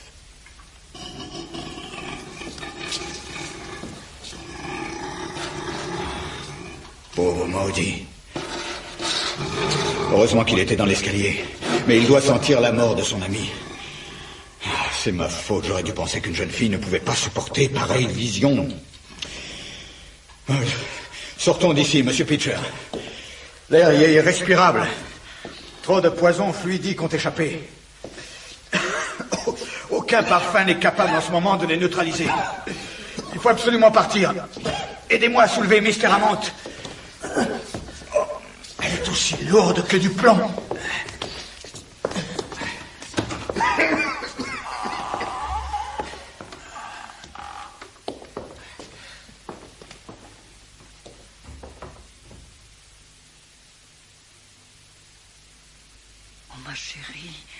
Ma chérie, mais c'est incroyable. Tout d'abord, ce n'était qu'un infâme chiffon devant Farachib. Un bout de cuir, je ne sais pas. Au fur et à mesure de l'incantation, ce chiffon s'est animé, s'est développé. On aurait dit une sorte de chauve-souris énorme. Et tout à coup, cette chauve-souris s'est montrée en entier. Une sorte d'homme horrible, en nez court, en pattes griffues. Un monstre. Et à ce monstre, sortant de je ne sais où, sont venus se joindre d'autres monstres. La pièce en était envahie, ma reine. Ou plutôt le cercle magique dont s'était entouré Farachib. Car nous étions restés tous trois groupés, adossés au mur. Oh, c'était affreux. À ce moment, un de ces êtres ignobles a tendu la main vers moi. Et c'est là que tu as crié. Oh non, j'avais promis de me taire. Et j'ai bien fait. Et dès que les monstres tentaient de sortir du cercle, la partie d'eux-mêmes qu'ils engageaient dehors disparaissait. Ils l'ont compris très vite. Et alors, que s'est-il passé? Mais parle, Albert, explique-toi. Oh, ma reine, si tu savais. Les monstres avaient fini par se masser en hauteur, comme un nuage répugnant. Quand tout à coup est apparu Robert Darvel. Oh, ma reine, il avait l'air si vivant, avec Bird Hope sur l'épaule. Oh, c'était... J'aurais voulu... Alors, quand une de ces chauves-souris s'est jetée sur lui, j'ai pas pu le supporter. Mon chéri, mon chéri. Mon chéri.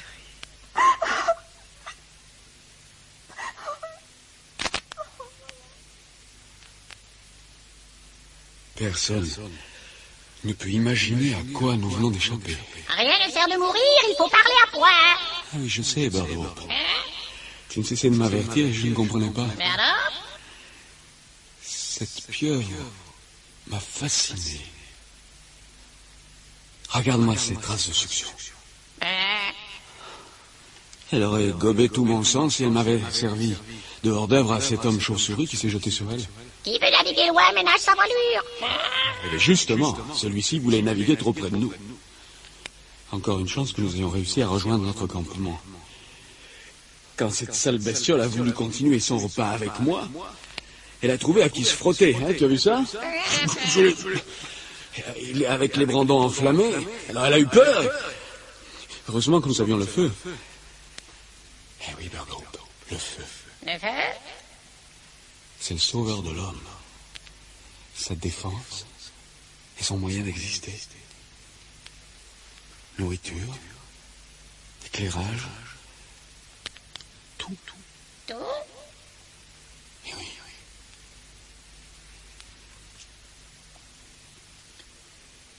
Je le comprends.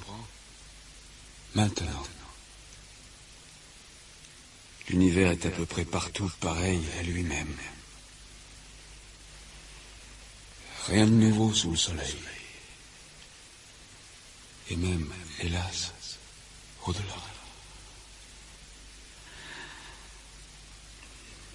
Je suis puni de mon orgueil. Je vais mourir ici, dans la solitude et le désespoir. L'avenir est à nous, vite demain, partons au train. Hein, Bernaud? Ah, Bernaud. Ah, merci. Merci, mon pauvre oiseau. Ah, tu es plus courageux que moi.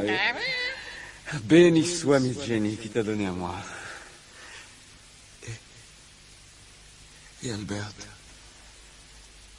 ma chère Albert, pourrais-je la revoir un jour? Elle doit me croire mort. Allons. Il faut trouver les moyens de survivre. J'ai un compagnon. Je ne manque pas d'idées. Nous allons nous organiser. L'avenir est à nous, vite demain, partons au train. D'abord, cher Bernaud, je vais te fabriquer une nouvelle corde un peu plus longue, mais je tiens à te garder bien attaché pour te ramener à moi en cas de danger. Et dès que nous aurons accompli ce petit travail, je vais reprendre mon ancien système. Pourquoi ne pas essayer de l'utiliser dans l'autre sens? Hein? Je trouverai le moyen de faire des signaux dans l'espace. Il est impossible qu'au bout d'un certain temps, on ne les aperçoive pas. Les astronomes répondront, des communications s'établiront, je raconterai mon aventure, et Ardavena sera mis en prison.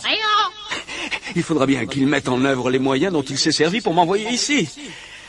Je regagnerai la Terre, et riche de toute une science nouvelle, et peut-être qu'à mon retour, le père d'Albert...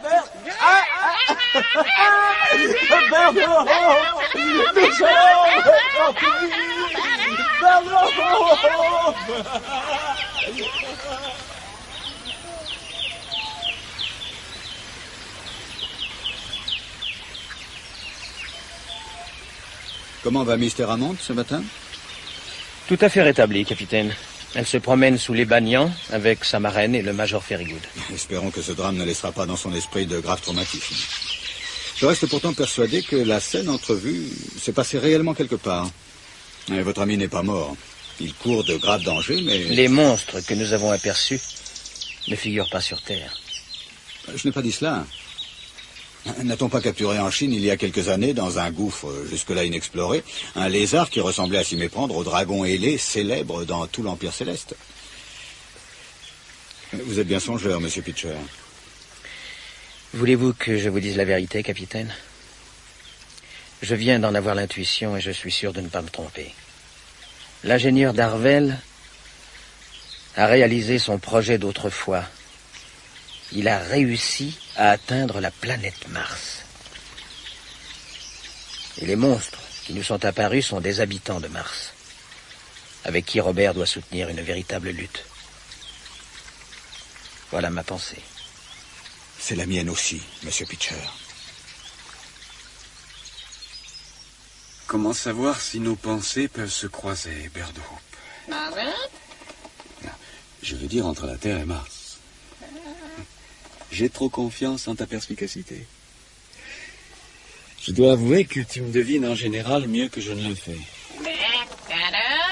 Tiens, pourtant quand tu hérisses tes plumes de la sorte, c'est que tu sens l'approche de quelque danger, ou de l'inattendu. Non! Oh! Les voilà, ces fameux martiens. Nous surplombons un de leurs villages. Regarde. Une réunion de chaumières basses, rondes et coiffées de roseaux tressés. Pas l'ombre d'une cheminée. S'ils ignorent le feu, ils ne doivent pas être bien dégourdis. Et voilà. Oh, regarde. C'est incroyable. Ils ont la taille d'un enfant de 10 ans. Comme ils sont rondouillards et drôles avec leurs cheveux rouges et leurs yeux bridés. Et leur descendance est encore plus comique, de véritables bouts de graisse. Mais il va falloir entrer en relation. Et dans quelle langue? Nous allons bien voir. Hein? Je devrais prendre des notes, ma mémoire risque de me trahir.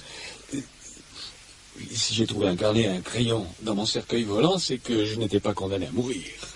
Ardavena suppose que je dois pouvoir tenir un journal.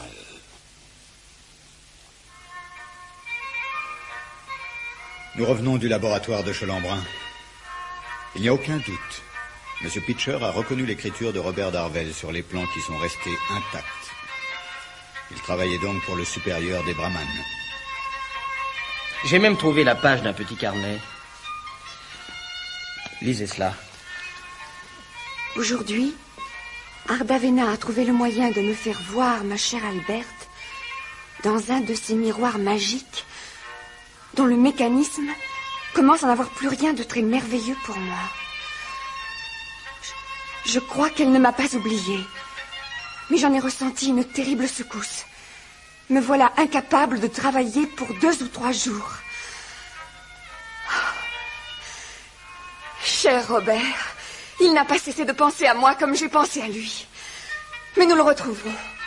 Si vraiment il a réussi à franchir les gouffres de l'éther, à aborder dans Mars, pourquoi n'irions-nous pas le rejoindre? Ce qu'il a pu réaliser, pourquoi pas nous? Robert a dû bénéficier d'un concours de circonstances qui ne se reproduiront sans doute jamais plus. Capitaine! Capitaine, des cipayes ont arrêté devant la résidence un individu bizarre. Voyons, lieutenant, me déranger pour un voleur de riz ou de patates.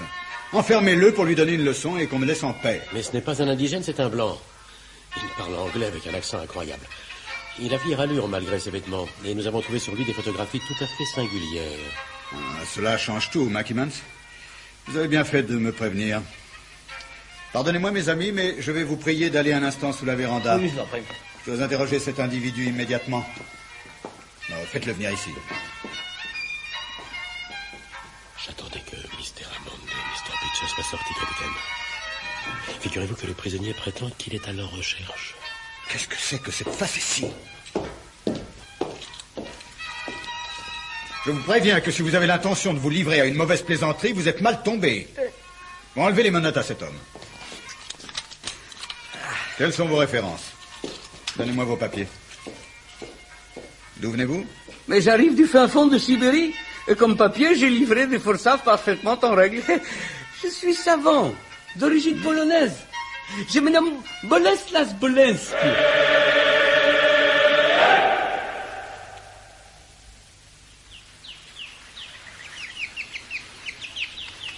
Incroyable, votre équipée, cher Bolensky. Comme vous dites. Ayant réussi évasion, j'ai gagné le Japon. Et là, j'ai directionné dans un établissement qui faisait photos scientifiques. J'étais sans nouvelles du cher Robert, mais je n'oubliais pas quel projet nous avions en communion. Avec les appareils japonais sous la main, j'améliorais Vision pour faire cliché de planète Mars. J'ai obtenu photos superbes. Vous verrez ça dès que notre cher gouverneur fera restitution. Pable. Mackimans, faites rapporter ces photos, je vous prie. Ce sont celles qui vous ont fait prendre pour un espion, mon pauvre ami. J'en ai plus de 100. Et j'aurais davantage si un jour le Japon ne m'avait pas mis dehors.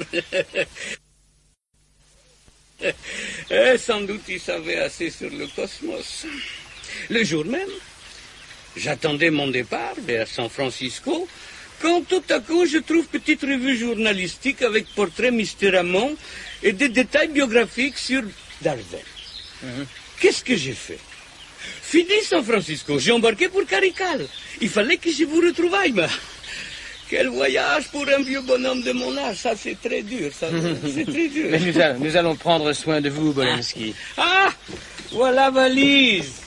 Voilà, chère valise avec liasse de photos. Tenez, regarde-moi ça. Regarde bien. Cette tache-là, suivie d'une ligne. Vous voyez? Oui. Et sur cette autre, un point, une ligne, un trait. Non, vous voyez? Oui. Et sur cette autre, encore 2 traits et un point. Oui. Qu'est-ce que ça veut dire? C'est l'alphabet morse.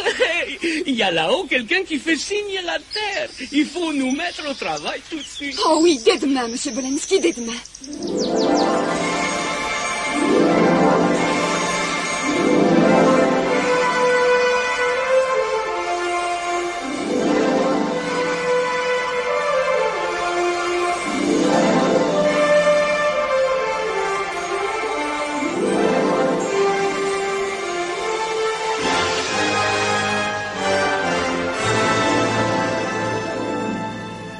Vous venez d'entendre Le prisonnier de la planète Mars par Marguerite Cassan, d'après Gustave Le Rouge. Aujourd'hui, 2e épisode,